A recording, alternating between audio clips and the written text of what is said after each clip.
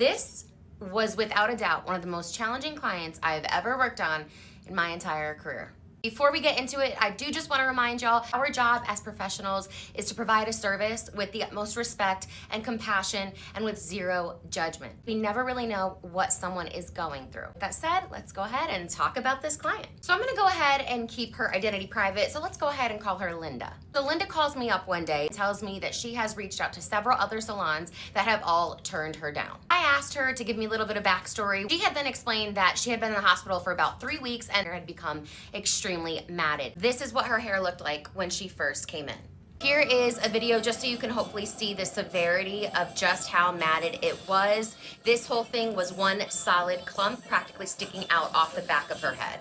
On top of that, she had admitted to me that she tried fixing it herself with some sort of a raw egg mixture. Now, if you don't know, this is probably one of the worst things you can do in a situation like this. When raw egg sits in matted hair over an extended period of time, it hardens, which in turn fuses the hair together, making it like cement. So not only are we now dealing with matting, extreme matting, but now we are dealing with hair that is essentially bonded together. Here is another look at what the hair looked like now with that in mind.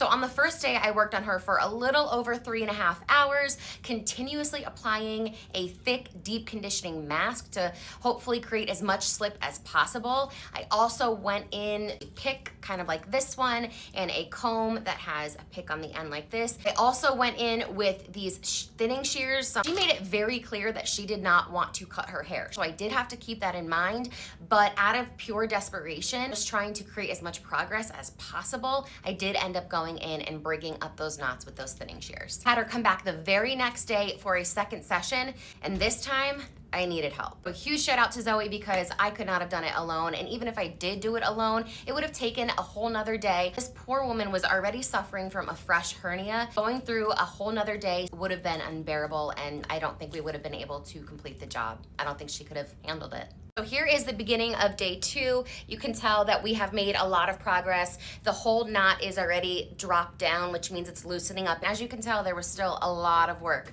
that needed to be done. So 2 days and 2 stylists and over 9.5 hours later, this is what we were able to get it to. This here is a photo of all of the hair that she lost from picking through and cutting it with the thinning shears to break up the knots. We'll see what it looked like after we did a light trim and dry. Ready for it? This was the final product. Patience, y'all. Shout out to her for sitting through it. It's not an easy thing to sit through. I cannot stress how important daily care is for our hair. Whether it's mental or physical, these tasks aren't always the easiest. All right, that's it, guys. Thanks.